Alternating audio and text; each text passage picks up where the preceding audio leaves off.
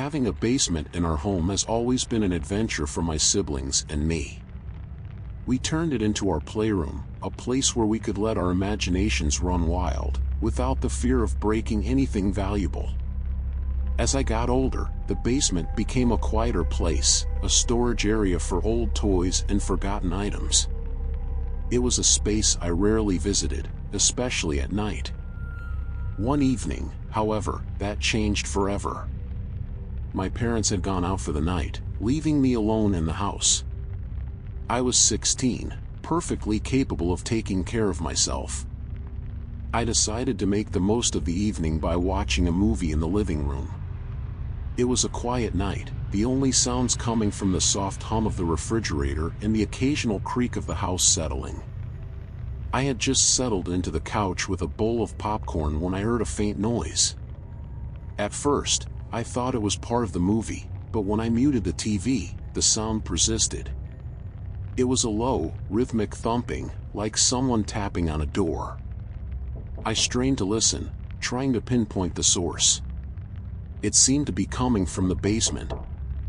I felt a chill run down my spine.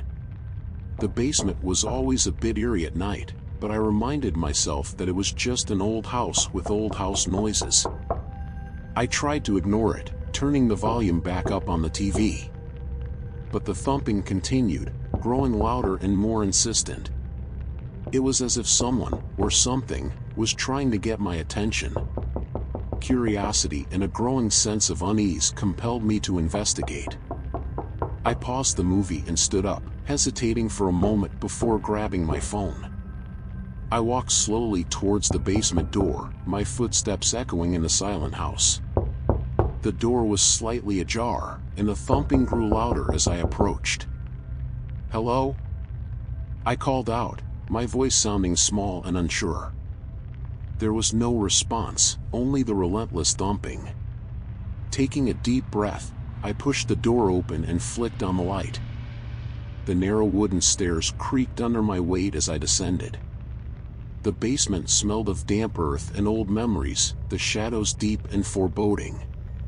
The thumping had stopped, replaced by an unsettling silence. I scanned the room, my eyes adjusting to the dim light. Everything seemed in its place, the old couch, the boxes of holiday decorations, the dusty shelves. But something felt off. My gaze landed on the far corner, where the basement door to the outside was located. It was slightly open, swaying gently as if it had just been moved. My heart pounded in my chest. I knew I had locked that door. I walked towards it, my hands trembling as I reached out to close it. That's when I saw the footprints, muddy, fresh footprints leading from the door to the basement stairs. Panic surged through me. Someone had been in the basement, and they might still be inside the house. I spun around, my eyes darting to every shadow, every dark corner. The basement felt oppressive, the walls closing in. I backed away towards the stairs, my mind racing. I needed to get out, call the police. As I turned to run up the stairs, I saw a figure standing at the top. It was a man, tall and broad-shouldered, wearing a dark hoodie that obscured his face. He blocked my only escape route, his presence filling me with a paralyzing fear.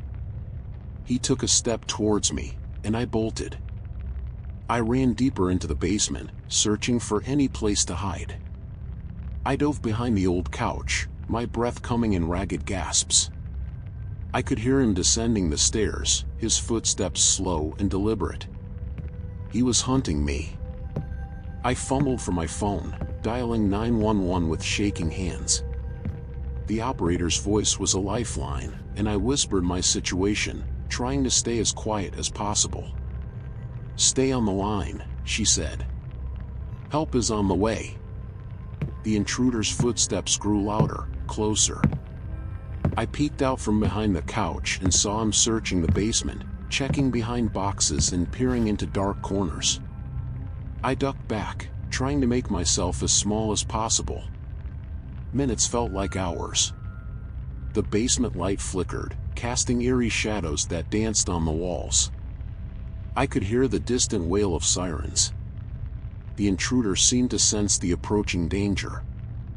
He stopped his search, his head snapping towards the stairs. In a swift motion, he bolted back up the steps and out the basement door. I stayed hidden, clutching the phone to my chest until I heard the pounding of police footsteps. They found me behind the couch, tears streaming down my face, and led me upstairs to safety. The intruder was long gone, but they assured me they would search the area. My parents arrived shortly after, their faces pale with worry. The police explained that the intruder had likely been watching the house, waiting for a moment when I was alone. They promised increased patrols in the neighborhood and urged us to install better locks and security cameras. Even now the fear of being home alone lingers, a shadow that follows me in the quiet moments.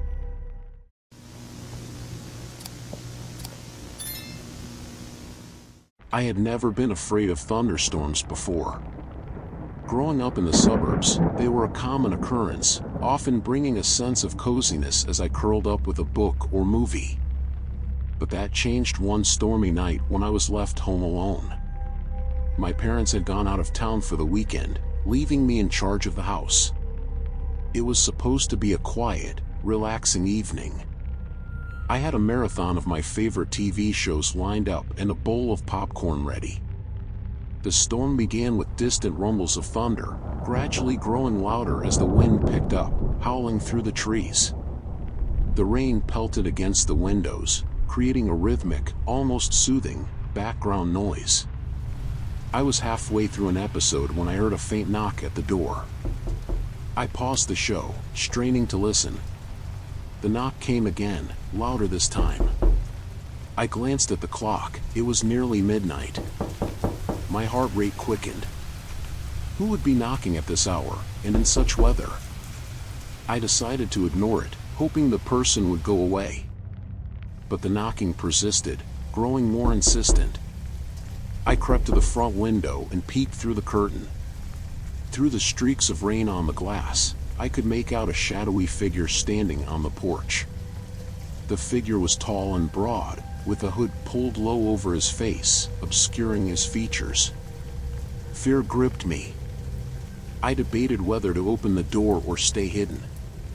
My parents had always warned me about the dangers of opening the door to strangers, especially at night. I decided to play it safe and remain silent, hoping he would leave. The knocking stopped abruptly, and for a moment, I felt a wave of relief. But then, I heard a new sound, the door handle rattling. The figure was trying to force his way in. Panic set in, and I backed away from the door, my mind racing. I grabbed my phone and dialed 911, my hands shaking as I explained the situation to the operator. "Stay on the line," the operator instructed. "Help is on the way. Find a safe place to hide." I rushed to the closet in the hallway, my heart pounding in my chest. I crouched down, keeping the phone pressed to my ear. The operator's calm voice was a lifeline amidst the chaos. I could hear the intruder still struggling with the door, the sounds amplified by the storm outside. Minutes felt like hours as I waited for the police to arrive. Every creak of the house, every gust of wind, made me jump. I clung to the hope that the police would get here in time. Finally, I heard the distant wail of sirens approaching. Relief washed over me, but I stayed hidden, not daring to move until I was sure it was safe.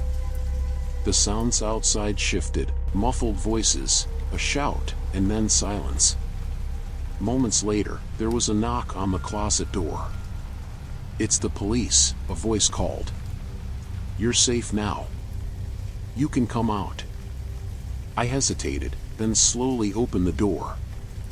Two officers stood in the hallway, their expressions reassuring. I stepped out, still trembling, and they led me to the living room. The front door was wide open, rain blowing in. The intruder was nowhere in sight. "Do you know this man?" one of the officers asked, holding up a photograph. I shook my head, my eyes wide. "No, "Who is he?" "He's a local criminal," the officer explained. "He breaks into homes during storms, hoping the noise will cover his actions. You're lucky you called when you did." The realization hit me like a tidal wave. I had come face to face with a dangerous intruder, and it was only the quick response of the police that had kept me safe. That night left a lasting mark on me. The sound of rain, once comforting, now filled me with unease. Thunderstorms became a source of anxiety rather than comfort. I installed extra locks on the doors and made sure never to be home alone during a storm if I could help it. Even now, years later, I can't shake the memory of that shadowy figure on my porch. The fear and helplessness I felt in those moments are etched into my mind. Sometimes, a quiet night at home can turn into a nightmare.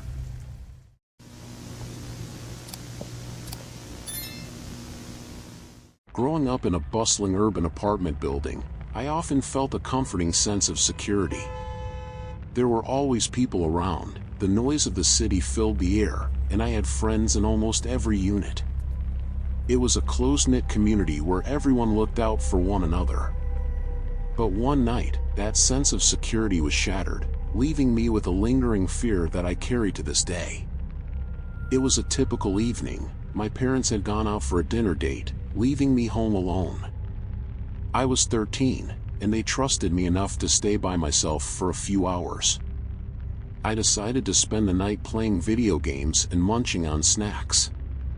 The apartment was quiet, save for the occasional sounds of the city outside the windows.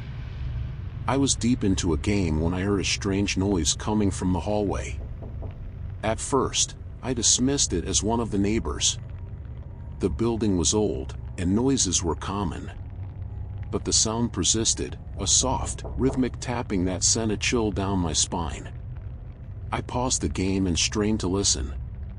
The tapping grew louder, more insistent, like someone was knocking on a door, but it wasn't mine.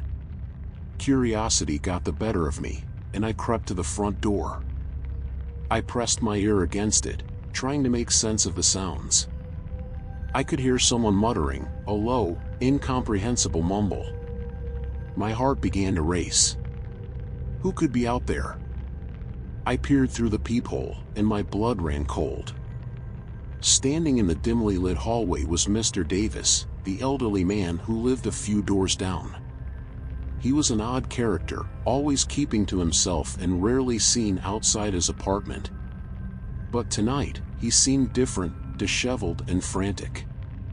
He was muttering to himself, his eyes darting around wildly. He tried the handle of the apartment across the hall, then moved to the next one, knocking and trying the door. Panic set in. What was he doing? I watched as he moved closer to my door, my breath catching in my throat. He reached my door and began banging on it with a force that rattled the frame. "Let me in!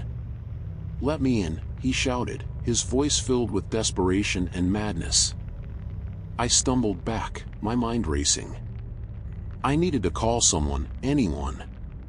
I grabbed my phone and dialed my parents, my hands trembling. They answered on the third ring, and I quickly explained the situation, my voice shaking with fear. "Stay calm, honey," my mom said. "We're coming home right now. Call the police and stay hidden." I hung up and dialed 911, my heart pounding in my ears. The operator assured me that help was on the way and instructed me to find a safe place to hide. I chose my bedroom closet, closing the door quietly behind me. I could still hear Mr. Davis banging on my door, his shouts growing more frenzied.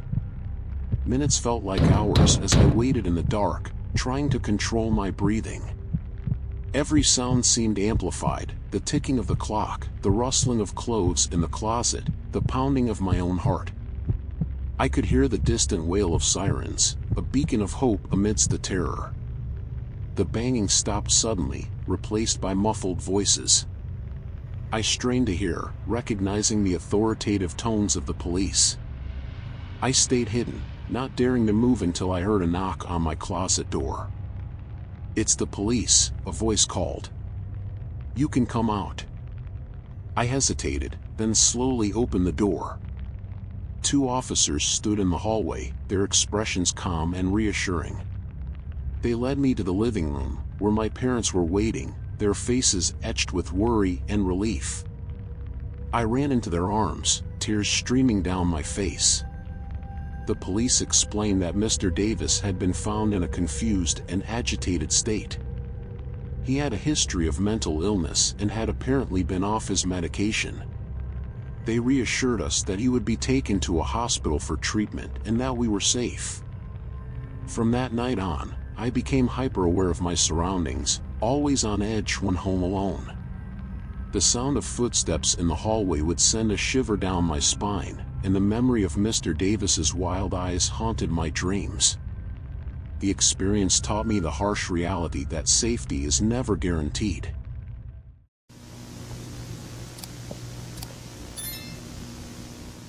Being home alone is something I've always enjoyed. The peace and quiet, the freedom to do whatever I want, it's liberating. So, when my parents decided to go on a weekend getaway, I was thrilled to have the house to myself. They left early on a Friday morning, promising to be back by Sunday evening. I waved them off, already planning my weekend of movies, junk food, and late-night video games. Friday passed without incident. I binge-watched my favorite TV series and stayed up late playing games. By the time I went to bed, it was well past midnight, and the house was silent except for the occasional creak of settling wood. I fell asleep almost immediately, the excitement of my solo weekend still buzzing in my mind. I woke up on Saturday to a beautiful, sunny day. I spent the morning lounging around, then decided to do some baking in the afternoon. I lost track of time as I mixed ingredients and waited for the cookies to bake. The smell of chocolate chip cookies filled the house, and I felt a sense of contentment. As evening approached, I settled in the living room with a plate of cookies and a horror movie. The sky outside darkened, and the familiar creaks and groans of the house grew more pronounced. I tried to ignore them, focusing instead on the movie. Halfway through, just as the protagonist was about to discover the killer's identity, I heard a noise that didn't come from the TV. It was a soft, rhythmic tapping. At first, I thought it was my imagination or maybe a branch tapping against the window. But as I muted the TV, the tapping continued, steady and deliberate. I strained to listen, my heart beating a little faster. The sound was coming from the front door. Curiosity was stronger than me. I paused the movie and got up, walking slowly towards the door. As I approached, the tapping stopped. I hesitated, hand hovering over the doorknob, before peeking through the peephole. The porch was empty, and the street outside was quiet and still. I waited a few more seconds, then turned away, chalking it up to my imagination. I went back to the living room and resumed my movie. Just as I started to relax, the tapping returned, this time louder and more insistent. I jumped up, my heart racing. Something wasn't right. I grabbed my phone, ready to call my parents or the police if needed, and headed back to the door. "Who's there?" I called out, my voice trembling slightly. There was no answer, just the relentless tapping. I took a deep breath and opened the door a crack, peering outside. A figure stood on the porch, their face obscured by the shadows. They were tall and dressed in dark clothing, their features hidden by a hood. My heart pounded in my chest, and I instinctively backed away. "Can I help you?" I asked, trying to sound braver than I felt. The figure didn't respond. Instead, they stepped closer, their face still hidden. I slammed the door shut and locked it, my hand shaking. I backed away, keeping my eyes on the door, and dialed 911. The operator's voice was a small comfort as I explained the situation. She assured me that help was on the way and instructed me to stay inside and stay safe. I thanked her and hung up, my eyes never leaving the door. Minutes felt like hours. I could hear the figure moving around the porch, tapping on the windows and trying the door handle. I retreated to the kitchen, grabbing a knife for protection. The police would be here soon, I told myself. I just had to stay calm and wait. The tapping stopped abruptly. The silence that followed was even more unnerving. I strained to hear any sound, any sign of movement. And then, I heard it, a faint scratching coming from the back door. I moved cautiously, peeking around the corner towards the kitchen door.